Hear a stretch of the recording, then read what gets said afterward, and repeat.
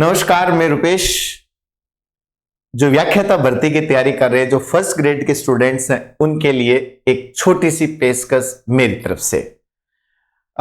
ये करने के पीछे, इस पेशकश के पीछे जो मेरे मन में विचार आया वो ये आया कि अभी जो व्याख्याता भर्ती जो जुलाई में परीक्षा आयोजित हुई थी, उसमें जो सबसे ज्यादा नुकसान विद्यार्थियों को जो हुआ, जो उनको झेलना पड़ा, वो फर्स्ट पेपर में 40% जो मार्क्स लाने का जो क्राइटेरिया है उसको काफी लोग टच नहीं कर पाए। हालांकि ये कोई खुशी की बात नहीं है, ये बेहद दुख की बात है, क्योंकि एक पेपर में आप बहुत अच्छा स्कोर कर रहे हो, अपने सब्जेक्ट में आप 80% तक मार्क्स ला रहे हो, लेकिन फर्स्ट पेपर में 39 पे या 39.5 पे आप अटक रहे हो और उसकी वजह से आपका सिलेक्शन रुक रहा है। तो इसमें मैं थोड़ा सा इतना सहयोग कर सकता हूं कि कुछ टॉपिक्स जो आपके रीजनिंग में या मैथमेटिक्स में आएंगे, जैसे रीजनिंग में एक टॉपिक हम आज लेंगे ब्लड रिलेशन, तो इसके क्वेश्चंस जो आए हैं उनका क्या पैटर्न है, और आने वाली भर्ती में चाहे वो ग्रुप वाइज पेपर हो चाहे एक पेपर हो, जैसी भी व्यवस्था आरपीएससी करे, उसमें जो क्वेश्चन आए तो वो कम से कम हमारा एक क्वेश्चन ब्लड रिलेशन का तैयार हो जाए। तो ये एक मेरी छोटी सी आप लोगों के लिए एक पेशकश है। अगर आपको अच्छी लगे तो आप अच्छे फीडबैक के द्वारा, अच्छे कमेंट के द्वारा आप इसको प्रोत्साहन दें। मैं तो बस यही आपसे कह सकता हूं। तो पहले तो हम कुछ क्वेश्चंस देखते हैं कि कैसे क्वेश्चंस आरपीएससी ने अब तक पूछे हैं पिछले कुछ एग्जाम्स में, first grade first paper reasoning blood relation में। अब देखिए क्या है। जैसे फॉर एग्जांपल ये जो क्वेश्चन है, ये 2025 में जो अभी एग्जाम हुई है, एग्जाम तो 2024 की लेकिन आयोजित अभी 25 में हुई है, उसके ग्रुप डी वाले पेपर में एक क्वेश्चन उन्होंने दिया है कि एक परिवार में एक व्यक्ति, उसकी पत्नी, उसके 4 बेटे, उनकी पत्नियां, हर बेटे के परिवार में 3 बेटे 1 बेटी, और पूरे परिवार में पुरुष सदस्यों की संख्या पूछी है। ये एकदम जनरल क्वेश्चन है, इसको आप मैथमेटिक्स में भी ले लो तो भी कोई प्रॉब्लम नहीं, और रीजनिंग में ले लो तो भी कोई प्रॉब्लम नहीं। ये तो बड़ा आसान सा सवाल है कि परिवार में पुरुष पूछे कितने हैं, ये तो हम बहुत इजीली कर लेंगे। लेकिन ये जो 2022 का जो लेक्चरर का पेपर हुआ, उसके ग्रुप सी में एक क्वेश्चन आया, उसको जरा आप देखिए। A B C D E F एक परिवार के 6 सदस्य है। बी का की पति पत्नी सी है, ई की माता एफ है और एफ की पुत्री डी है, ई ए का बच्चा या बच्ची है और सी ए का पुत्र है। इस परिवार में 2 दंपति हैं, फिर इनमें से कौन सा कथन सही है? ये प्योर ब्लड रिलेशन का सवाल है। कैसे होंगे? अभी थोड़ा सा रुकिए, कुछ मिनट आप और रुकिए, फिर डिस्कस करेंगे। 2025 वाले पेपर में ग्रुप ई में सवाल आया है, ए प्लस बी का मतलब है ए बी की बहन है, ए गुणा बी का मतलब है ए बी की पत्नी है, ए भाग बी का मतलब है ए बी का पिता है, और ए माइनस बी का मतलब है ए बी का भाई है।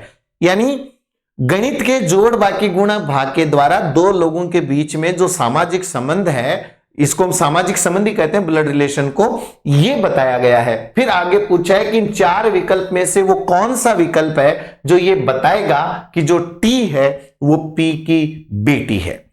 ऐसे क्वेश्चंस ब्लड रिलेशन में आए हैं। और क्या आया है, 2015 की जो लेक्चरर की भर्ती थी, स्कूल लेक्चरर के, उसमें एक क्वेश्चन आया है, एक्स ने एक चित्र की ओर इशारा करते हुए कहा कि इसकी मां मेरे पिता के पुत्र की पत्नी है, मेरे न कोई भाई है न बहन है, एक्स किसकी तरफ इशारा कर रहा है? यह सवाल भी ब्लड रिलेशन का ही एक पार्ट है। और एक क्वेश्चन देखते हैं, ये 2018 की भर्ती में ग्रुप ए का सवाल है। क्वेश्चन कह रहा है कि पी का पिता क्यू का बेटा है, एन पी का पैतृक यानी पैटर्नल चाचा है और एन क्यू का भाई है, एन का एम से क्या संबंध है? इन क्वेश्चंस को एक और 18 का सवाल है ग्रुप सी में कि बी ए का भाई है, सी ए की पुत्री है, डी बी की बहन है, ई सी का भाई है, तो ई का चाचा कौन है? इन प्रश्नों को देखकर आपको यह लगा होगा कि ब्लड रिलेशन के प्रश्नों के आने की संभावना ज्यादा है। जो ब्लड रिलेशन के जो क्वेश्चंस आ रहे हैं, अगर हम इनको 3 पार्ट में डिवाइड कर सकते हैं। देखिए कैसे सवाल आए हैं। एक टाइप का सवाल तो ये वाला है जिसके अंदर अंग्रेजी के अक्षरों का इस्तेमाल करते हुए दो लोगों के बीच के संबंध को बताते हुए किन्हीं दो लोगों के बीच का ब्लड रिलेशन पूछा गया है। जैसे बी ए का भाई है, सी ए की पुत्री है, इस प्रकार से ब्लड रिलेशन वाले सवाल आते हैं। दूसरे टाइप का जो सवाल आरपीएससी ब्लड रिलेशन में पूछ रही है, ये भी उसी टाइप का, ये जो अभी हम चर्चा कर रहे थे, ये जो है ये दूसरे टाइप का सवाल भी आरपीएससी ने पूछा है, जिसमें इशारा करने वाले सवाल होते हैं कि राम ने श्याम की तरफ इशारा करते हुए या एक चित्र की तरफ इशारा करते हुए, यानी इशारा करने वाले सवाल भी आरपीएससी पूछ रहा है। और एक सवाल ये भी आरपीएससी पूछ रहा है जिसमें दो लोगों के बीच के ब्लड रिलेशन को जोड़ बाके गुणा बाके निशानों द्वारा बताया जाता है। ये जो तीनों टाइप के जो क्वेश्चंस हैं, इनके बारे में अगर हमारी एक या दो वीडियो में अगर हमारी पिक्चर क्लियर हो जाए तो कम से कम हम ये कह सकते हैं कि मेरा ब्लड रिलेशन का सवाल अगर आ गया, बाय गॉड कुछ भी हो जाए, वो मेरा सवाल कभी गलत नहीं होगा। आपके मन में ये विचार जरूर आ सकता है कि मैं साइकोलॉजी की क्लास भी ले रहा हूं, पेडागोजी आईसीटी की क्लास भी ले रहा हूं, अब क्या आप हमें रीजनिंग भी पढ़ाओगे? तो मेरा आप लोगों से अनुरोध है कि पढ़ा सकते हैं। क्यों पढ़ा सकते हैं? एक शिक्षक कोई भी कितने भी सब्जेक्ट पढ़ा सकता है, बशर्ते वह अपने सब्जेक्ट में मेहनत करने वाला हो। और मैथ रीजनिंग का तो मेरा 15-16 साल का अनुभव है, साइकोलॉजी का अनुभव तो है 13-14 साल का, लेकिन मैथ रीजनिंग का अनुभव तो 15-16 साल, यानी मैथ रीजनिंग तो साइकोलॉजी की बड़ी बहन है मेरे लिए। तो मैं पूरी कोशिश करूंगा कि एक या दो वीडियो में आपको मैं ब्लड रिलेशन पर पूरी जानकारी देकर आप लोगों के साथ एक न्याय वाली स्थिति आ जाए। हाँ, आप लोगों के अभ्यास के लिए एक पतली बुकलेट जो ब्लड रिलेशन के प्रश्नों की है वो भी मैं टेलीग्राम चैनल पर शेयर कर दूंगा, तो उससे भी आपकी थोड़ी मदद हो जाएगी कि कुछ प्रश्नों के समाधान आप खुद कर ले तो आपकी थोड़ी प्रैक्टिस हो जाए। लेकिन इतना यकीन मानिए, अगर आपने ये दोनों वीडियो देख लिए और अगर इसको आपने थोड़ा मन लगाकर देखा है, खाली डबल स्पीड करके नई वीडियो देख रहे हो और पूरा समझ रहे हो, तो एक क्वेश्चन आपका पक्का हो जाएगा। और अगली भर्ती में ये जो 40 नंबर वाली जो आपकी यात्रा है, इसमें आपको इस रीजनिंग वाले पार्ट में आपको पीछे नहीं हटना पड़ेगा। ये मेरी कोशिश है आप लोगों के लिए। पसंद आए तो जय जय, और पसंद नहीं आए तो थंब ऐसे भी आता है यूट्यूब पे कि आप डाउन भी कर सकते हो, आपकी मर्जी है। अब हम पहले कुछ बेसिक चीजों के ऊपर चर्चा कर लेते हैं, क्योंकि प्रश्न उत्तर तो बाद की बात है, पहले हमारे कुछ फंडामेंटल्स तो क्लियर हो। देखिए, रीजनिंग में जब हम बात करते हैं ब्लड रिलेशन की या जब हम बात करते हैं रक्त संबंध की, तब मैं आपको ज्यादा नहीं, मैं आपका मुश्किल से 1 घंटा लूंगा, यानी आधे घंटे के 2 एपिसोड में, यानी 1 घंटा आप मुझे अपने जीवन का दीजिए और मैं आपका एक क्वेश्चन पेपर में सही करवा दूंगा ब्लड रिलेशन का, पक्का कह रहा हूं। ये मेरा अनुभव है 15-16 साल का, पक्का कह रहा हूं। अब देखिए कैसे ब्लड रिलेशन या रक्त संबंध या जिसको सामाजिक संबंध कहते हैं, ये हमारी सोशल इंटेलिजेंस यानी सामाजिक बुद्धि का एक पार्ट है। परिवार के जो लोग होते हैं जिनसे हमारे जो सामाजिक संबंध होते हैं, ये 2 प्रकार से बनते हैं। एक बनते हैं जन्म से और दूसरे बनते हैं विवाह से। आज तक हमारे जितने भी जो संबंध बने हैं ये 2 ही प्रकार से बने हैं, या तो वो जन्म से और या विवाह से। मेरे माता पिता के घर में मैंने जन्म लिया है, या फिर हम कह सकते हैं कि मेरे नाना नानी के घर मेरी मां ने जन्म लिया, मेरे दादा दादी के घर मेरे पिता ने जन्म लिया, लेकिन मेरे माता और पिता अलग अलग परिवारों के थे, लेकिन उनका विवाह हुआ तो वो एक यूनिट बन गए या एक परिवार के सदस्य बन गए। तो जैसे अपने राजस्थानी में बोलते हैं ना कि आया और जाया, जाया यानी जन्म लिया और आया यानी आया, तो आएगा तो कोई ऐसे तो आएगा नहीं, विवाह से आएगा। तो जो वैवाहिक संबंध हो या जन्म के जो रिश्ते होते हैं, ये दोनों ही ब्लड रिलेशन में काउंट होते हैं। हाँ, जिन रिश्तों का कोई नाम नहीं होता वो ब्लड रिलेशन में नहीं आते। आपका कोई धर्म भाई है, आपकी कोई धर्म बहन है, या आपका कोई मित्र है, या आप किसी को स्वार्थ के लिए भाई बोल रहे हो, तो वो भाई सिर्फ स्वार्थ का है। रियल भाई तो वो भाई होगा जो आपसे पारिवारिक संबंधों से जुड़ा हुआ है या आपके ब्लड से जुड़ा हुआ है। तो ब्लड रिलेशन 2 प्रकार के होते हैं, एक तो जन्म का और एक विवाह का। जो जन्म के रिश्ते होते हैं उनको हम सिंगल लाइन से दिखाएंगे, याद रखना। जन्म के जो रिश्ते होंगे उनके लिए हम सिंगल लाइन का यूज करेंगे, और विवाह के जो रिश्ते होते हैं उनको हम डबल लाइन से इस्तेमाल करते हैं। और ये तो आप समझदार हो, जिनका विवाह हो रखा वो समझ लीजिए कि इसमें एक तरफ तो भाई साहब का तौलिया है या जो अपन रखते हैं ना ये विवाह में, और दूसरी तरफ जो बहन जी हैं उनका दुपट्टा है। तो दोनों के बीच में गांठ लगती तभी तो विवाह होता है ना, गठबंधन तभी तो होता है। तो गठबंधन दो चीजों को बताने के लिए, एक जस्ट जोक के लिए बता रहा हूं कि डबल लाइन का इस्तेमाल होगा। अगली बात, परिवार में जो हमसे बड़े हैं, क्योंकि हमारा जो परिवार होता है उसमें कई पीढ़ियां होती हैं। जैसे मैं हूं, अब मेरे से बड़े कौन? मेरे माता पिता। मेरे माता पिता से बड़े कौन? मेरे दादा दादी नाना नानी। उनसे बड़े कौन? उनके माता पिता। यानी माता पिता जहां आ जाते हैं वो एक पीढ़ी ऊपर चले जाते हैं। परदादा, परदादी, परनाना, परनानी, वो दादा दादी से भी ऊपर चले गए। मेरे से नीचे कौन है? मेरे बच्चे। उनसे नीचे कौन? उनके बच्चे। तो जहां जन्म आ गया वहां एक पीढ़ी का गैप हो गया। इसे तो हम लोग जनरेशन गैप कहते हैं साइकोलॉजी में। तो जो बड़े हैं उनको ऊपर भेजो, क्योंकि उनका स्थान पीढ़ी में कहां है? ऊपर है। तो मेरे माता पिता का स्थान ब्लड रिलेशन में मेरे से ऊपर है। मेरे दादा दादी का स्थान मेरे माता पिता से भी ऊपर होगा। अच्छा, जो आपसे छोटे हैं, छोटे का मतलब उम्र का फर्क नहीं पड़ता, ब्लड रिलेशन में उम्र का फर्क नहीं पड़ता। आपका चाचा आपके हम उम्र हो सकता है, लेकिन पीढ़ी में स्थान हमेशा उनका क्या रहेगा? बड़ा रहेगा। अपने राजस्थानी में बोलते हैं ना कि उन बांको पग बड़ो है। पग बड़ो को पैर कोई 8-10 फीट का थोड़ी होता है। पग बड़ा होने का मतलब है पद बड़ा है। पद का मतलब पीढ़ी में उनका स्थान बड़ा है। अब पिता का भाई है, वो चाहे उम्र में हमसे छोटा ही क्यों ना हो, लेकिन रहेगा तो वो हमेशा चाचा ही। वो हमेशा बोलेगा अंकल हूं तेरा। क्यों? क्योंकि पद बड़ा है। तो बड़ों को ऊपर रखना है, छोटों को नीचे रखना है, और जो हमारे बराबर वाले हैं उनको हमेशा बराबर में रखना है। जैसे मेरे भाई बहन, अब मेरे भाई बहन हमेशा बराबर वाले होंगे। मेरे पिताजी के भाई जो होंगे वो मेरे पिताजी के बराबर में होंगे। मेरी बुआ जो होगी वो पिता की बहन होने के कारण उनके बराबर में होगी। मेरे से तो बड़ी है ना बहन, लेकिन पिताजी के तो बराबर वाली है। तो बराबर वालों को बराबर में, बड़ों को ऊपर, छोटों को नीचे। अगर परिवार में कोई पुरुष सदस्य है तो उसको बॉक्स में बंद कर देना, अगर कोई महिला सदस्य है तो उसको गोले में बंद कर देना। ये आइडेंटिफिकेशन के लिए, क्योंकि ब्लड रिलेशन दो बातों पर निर्भर करता है, आप मेल हो या फीमेल, इस बात पर। यानी एक तो आपके लिंग पर निर्भर करता है कि आपका लिंग क्या है, और दूसरी बात आप हो कहां, ब्लड रिलेशन में आपका स्थान कहां है। अब मैं पुरुष हूं तो मैं किसी की बुआ थोड़ी हो सकती हूं, मैं किसी की दादी या किसी की चाची या किसी की भाभी थोड़ी लगूंगी। मैं पुरुष हूं तो मेरे जो ब्लड रिलेशन वाले जो संबंध होंगे वो भी पुरुषों वाले होंगे। मैं चाचा हो सकता हूं, पिता हो सकता हूं, दादा हो सकता हूं, मामा हो सकता हूं, बेटा हो सकता हूं, दामाद हो सकता हूं, भतीजा हो सकता हूं, भांजा हो सकता हूं, ससुर हो सकता हूं, दामाद हो सकता हूं, लेकिन मैं किसी की बुआ थोड़ी हो सकता हूं। तो इसमें व्यक्ति का जेंडर पता होना चाहिए, और जेंडर के लिए हम क्या करेंगे? पुरुषों को बॉक्स में, महिलाओं को गोले में। और अगर आपको कहीं डाउट हो कि भी पुरुष भी हो सकता है या महिला भी हो सकती है, तो उसको खाली छोड़ देना।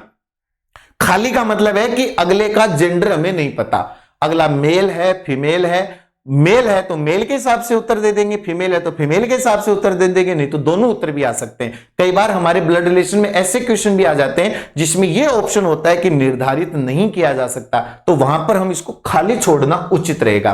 तो ये मोटी मोटी लाइन समझ लीजिए कि जन्म के रिश्ते सिंगल लाइन से, विवाह के रिश्ते डबल लाइन से, बड़ों को ऊपर, छोटों को नीचे, बराबर वालों को बराबर में, और पुरुषों को बॉक्स में, महिलाओं को गोले में, और जेंडर खाली नहीं हो तो उनको छोड़ दीजिए खाली। अगले बिंदु में आते हैं, बहुत महत्वपूर्ण। अब मैं ले रहा हूं 8 लोग। ये 8 लोग वो हैं जो हमारे राशन कार्ड में होते हैं, और राशन कार्ड किसका होता है? परिवार का होता है। तो हमारे परिवार के जो 8 लोग होते हैं ये हमेशा ही परिवार में डायरेक्ट जुड़ते हैं, ये हमेशा डायरेक्ट जुड़ते हैं, बीच में किसी की जरूरत नहीं है। जैसे मेरे पिता, मेरी मां, मेरा भाई, मेरी बहन, मेरी पत्नी, मेरा पति, मेरी बेटी, मेरा बेटा, मुझे किसी की जरूरत नहीं है। लेकिन अगर मुझसे पूछे कि बुआ किसको कहते हैं, तो बुआ किसको कहते हैं ये बताने के लिए मुझे ये पता होना चाहिए कि बुआ जो होती है वो पापा की बहन होती है, मौसी मां की बहन होती है, नाना माता के पिता होते हैं, नानी मां की मां है, दादा दादी पापा के मम्मी पापा हैं। यानी हमें दूसरों की जरूरत पड़ती है उन लोगों को बताने के लिए। कोई आपसे पूछे कि देवर किसको कहते हैं, तो भी आप ये तो बताओगे ना, देवर शब्द की व्याख्या क्या होगी? पति का भाई। देवरानी पति के भाई की पत्नी। लेकिन पापा को बताने के लिए किसी थर्ड पर्सन की जरूरत थोड़ी पड़ती है, मैं पापा डायरेक्ट। तो परिवार के जो ये राशन कार्ड वाले जो 8 लोग होते हैं ना, ये डायरेक्ट जुड़ते हैं। ये 8 लोग कौन होते हैं? माता, मैं मेरे एंगल से बता रहा हूं, आप अपने एंगल से समझिए। माता, पिता, भाई, बहन, पुत्र, पुत्री, पति, पत्नी। ये 8 लोग होते हैं। ये बाय गॉड हमेशा डायरेक्ट जुड़ते हैं। और ये 8 लोग आपके और मेरे नहीं, ये हर राशन कार्ड में होते हैं। अब जैसे बुआ जी और फूफा जी है, आपके बुआ फूफा जी होंगे लेकिन आपस में पति पत्नी है। और आपके वो जो बुआ के बच्चे हैं उनके लिए वो मम्मी पापा हैं, आपके लिए वो भले ही बुआ फूफा है। इसलिए ब्लड रिलेशन हमेशा कॉन्टेक्सचुअल होता है, संदर्भ पर होता है। आप कहां खड़े हो, किसे देख रहे हो, खड़े कहां हो और देख किसे रहे हो। जो आपके लिए बुआ जी है, आप जैसे मान लो 2 लड़के खड़े हैं, एक कह रहा अरे वो बुआ आ रही है क्या, तो दूसरा कह रहा हाँ मम्मी आ रही है। अब बताओ, व्यक्ति एक ही है लेकिन एक के लिए बुआ है, एक के लिए मां है। तो ये मैं वही कह रहा हूं, ये 8 लोग हर घर में होते हैं, हर परिवार में होते हैं। इसलिए ये आपस में हमेशा क्लोज रिलेशनशिप वाले होते हैं, ये हमेशा नजदीक होते हैं। तो इनको कैसे बताना है? जैसे मान लीजिए ये मैं मेरी बात करता हूं, जैसे ये मैं हूं, तो मैं एक पुरुष हूं, इसलिए मैंने अपने आप को बॉक्स में बंद कर दिया। ये मेरी पत्नी है, तो इसलिए मैंने इस पत्नी को क्या कर दिया? गोले में बंद कर दिया। क्योंकि मैं और मेरी पत्नी वैवाहिक संबंध से जुड़े हुए हैं, इसलिए मैंने इनके बीच में क्या कर दी? डबल लाइन कर दी। 5 मिनट समझ लो, पक्का कर रहा हूं, ब्लड रिलेशन जेब में। अच्छा, अब मेरे से बड़े कौन? ये हो गए मेरे पापा, ये मेरे पिताजी हैं। अब पिताजी हैं, पीढ़ी में बड़े हैं, मेरे से जस्ट ऊपर पीढ़ी में है, इसलिए मैंने इनको मेरे ऊपर रखा। और लाइन क्या रखी? सिंगल। सिंगल लाइन क्यों रखी? क्योंकि मेरा उनके साथ जन्म का रिश्ता है। वो मैं उनके घर में पैदा हुआ हूं, वो मेरे जन्म देने वाले हैं, लेकिन ये वैवाहिक संबंध है। अच्छा, मैं यहां मम्मी को भी रख सकता था, कोई फर्क नहीं पड़ता, क्योंकि मेरे जन्म में मम्मी और पापा दोनों हैं। लेकिन चूंकि लाइन तो एक ही जोड़नी है, इसलिए मैं मम्मी को पापा की पत्नी के रूप में जोड़ रहा हूं। अब मम्मी और पापा भले ही हमारे लिए मम्मी पापा है, लेकिन आपस में तो वो दंपति है, पति पत्नी है, इसलिए डबल लाइन। अच्छा, अब ये आ गया मेरा भाई। मैं इसको थोड़ा सा मिटा देता हूं, एक बार इस लाइन को मिटा देता हूं।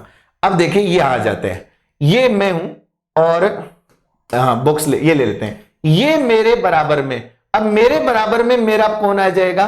भाई आ गया। तो मैंने भाई को मेरे बराबर में ले लिया। अच्छा, मान लो मेरे एक बहन और है, तो बहन मेरे से जोड़ो या मेरे भाई से जोड़ो, क्या फर्क पड़ता है? बहन तो बहन होगी, है? तो मेरी बहन जो होगी वो बराबर में आ जाएगी, और उसको मैं गोले में बंद करूंगा और सिंगल लाइन से जोड़ूंगा, क्योंकि हमारे बीच में जो संबंध है वो जन्म का है। हमने एक ही माता पिता के यहां जन्म लिया है, तो भाई को पहले जोड़ो, बहन को पहले जोड़ो, कोई फर्क नहीं पड़ता। ये मेरे बराबर वाले हैं, मेरे से डायरेक्ट जुड़ेंगे, है ना?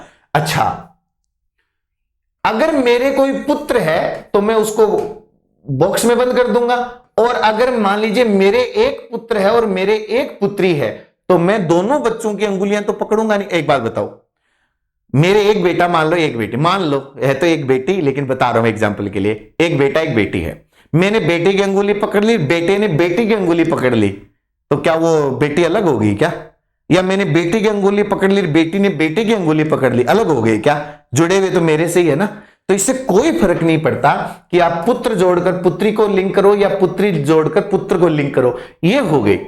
अब सपोज करो मेरे को बेटे की शादी करनी है, तो बहू यहां आ जाएगी, है? ये मेरी पुत्र वधू हो जाएगी, क्यों भाई? और वैवाहिक संबंध आ जाएगा। और अगर मैंने बेटी का ब्याह कर दिया तो मेरा दामाद यहां आ जाएगा, है? अगर मेरा साला है तो मेरी पत्नी का भाई यहां आ जाएगा, या मेरी पत्नी का जो भाई होगा वो मेरे लिए तो क्या होगा? साला ही होगा।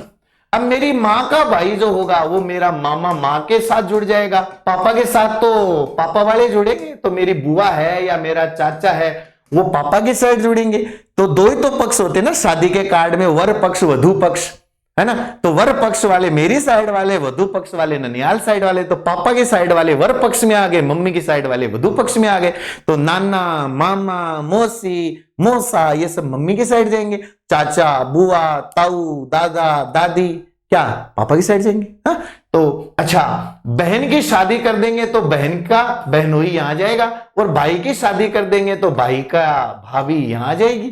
तो ये हमारे जो होते हैं ये ब्लड रिलेशन होते हैं। इस प्रकार से हम ब्लड रिलेशन को एक बार व्यवस्थित कर लेते हैं। ये सब चीजें मैं इसलिए बता रहा हूं क्योंकि अगर आपने एक डायग्राम बनाना सीख लिया, आज तक का मेरा 16 साल का अनुभव बता रहा हूं, आज तक एक सिंगल सवाल मेरा ब्लड रिलेशन का गलत नहीं हुआ।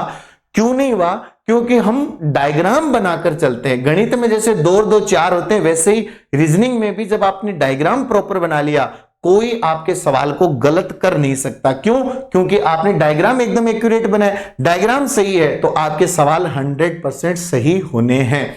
तो ये 8 लोग तो जुड़ेंगे आपसे डायरेक्ट, और बाकी के जो लोग हैं वो बाकी कितने भी लोग ले लो, बाकी सभी लोग होंगे वो हमेशा ही इनडायरेक्ट जुड़ेंगे, या मैं मेरे शब्दों में कहूं तो ये वाया जुड़ेंगे। वाया आप जानते ही हैं, वाया तो आप जानते ही हैं। अब जैसे मान लीजिए अगर आपको दिल्ली से श्रीनगर जाना है, अब दिल्ली से श्रीनगर जाना है तो शुरुआत दिल्ली से हो रही है, जाना श्रीनगर है, लेकिन वाया पटियाला बठिंडा भी जा सकते हैं, वाया अमृतसर भी जा सकते हैं।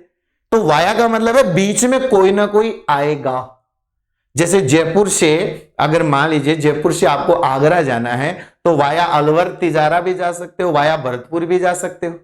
वो आप वाया का मतलब है बीच में कौन है। अब जैसे सपोज कीजिए, जैसे मान लीजिए अगर मैं कहूं कि मेरा दादा, अब मेरा दादा मेरे से डायरेक्ट कैसे जुड़ेगा? मेरे और मेरे दादा के बीच में पापा आएंगे। तो अगर मुझे मेरे दादा को बताना है तो ये तो हो जाऊंगा मैं पुरुष, ये हो जाएंगे मेरे पापा, और ये हो जाएंगे मेरे पापा के पापा मेरे दादा। तो मेरे और दादा के संबंध को बताने के लिए मुझे बीच में पापा की मदद लेनी पड़ेगी। नाना नानी को बताना है तो बीच में मां की जरूरत पड़ेगी। चाचा को बताना है तो बीच में पापा को लेना पड़ेगा। बुआ को बताना है तो बीच में पापा को लेना पड़ेगा। मौसी या मामा या मामी को बताना है तो बीच में मां को लेना पड़ेगा। भाभी को बताना है तो बीच में भाई को लेना पड़ेगा, क्योंकि भाभी का मेरे से डायरेक्ट कोई जन्म का रिश्ता नहीं है। भाभी विवाह से आई है, किसके पीछे? भाई के पीछे। तो मैं तो भाई को जानता हूं, भाई भाभी को लाया है या भाभी भाई को लाई है। अगर दामाद है तो बेटी के साथ दामाद जुड़ेगा, बेटे के साथ पुत्र वधु का संबंध होगा। अब पुत्र वधु और ससुर का संबंध कब होगा? पुत्र वधु किसके पीछे आई है? बेटे के पीछे, बेटे का बाप ससुर हो जाएगा, है पति का पिता। तो ये जो बेसिक चीजें होती हैं हमें पता होनी चाहिए कि माता पिता पुत्र पुत्री भाई बहन पति पत्नी, ये 8 लोग हमेशा डायरेक्ट जुड़ते हैं। बाकी जितने भी जो लोग होते हैं वो सब वाया जुड़ते हैं, इनडायरेक्टली जुड़ते हैं, यानी बीच में किसी और व्यक्ति को लेना पड़ेगा। आप सीधा नहीं चढ़ाई कर सकते, बीच में एक दूसरी जगह पैर रखकर ही आपको चढ़ाई करनी है। ये ब्लड रिलेशन का एक और पार्ट जो है वो आप लोग समझिए। दूसरी चीज मैं आपको यहां बताना चाहता हूं कि ब्लड रिलेशन के जो वाक्य होते हैं उनको समझना बहुत जरूरी होता है। वाक्य को कैसे समझना? जैसे मान लीजिए मैंने कहा कि ए बी का भाई है। अब ए बी का भाई है, इस लाइन को समझने की बहुत अच्छी जरूरत है। मैं इस लाइन की बात नहीं कर रहा हूं। ब्लड रिलेशन की किसी भी सवाल में जो संबंध होगा वो इसी प्रकार से दिया जाएगा। यहां संबंध भाई का मैंने लिया है, यहां भाई के अलावा कोई और संबंध हो सकता है, बहन हो सकता है, पिता हो सकता है, पुत्र हो सकता है, पति हो सकता है, पत्नी हो सकता है, कोई भी रिलेशन हो सकता है। तो जब हम ये बात करते हैं ए बी का भाई है, तो इसको हम हिंदी के कारण ऐसे भी लिख सकते हैं कि बी का भाई है ए, बी का भाई ए है, ए भाई है बी का। आप अगर देखें तो इन चारों में कोई अंतर नहीं है। इन चारों का जो अर्थ निकलता है वो एक ही निकलता है, सेम अर्थ निकलता है। तो वाक्य किसी भी प्रकार से आपको ब्लड रिलेशन में दिए जा सकते हैं। अब यहां बात आती है कि इसका डायग्राम कैसे बनाएं। तो कौन किसका भाई है? ए, जिसके आगे कोमा लग जाती है उसको महत्व मिल जाता है। ए कौन है? भाई है। किसका? बी का।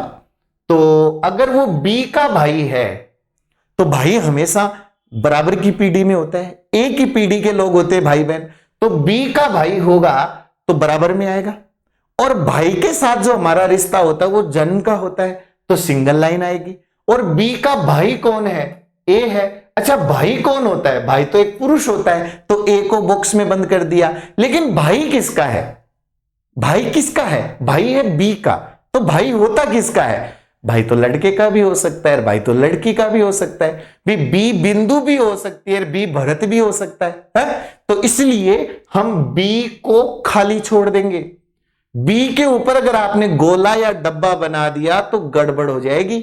ये गलती नहीं करनी है हमें। यानी जिसके आगे का लग जाता है वो खाली रहेगा।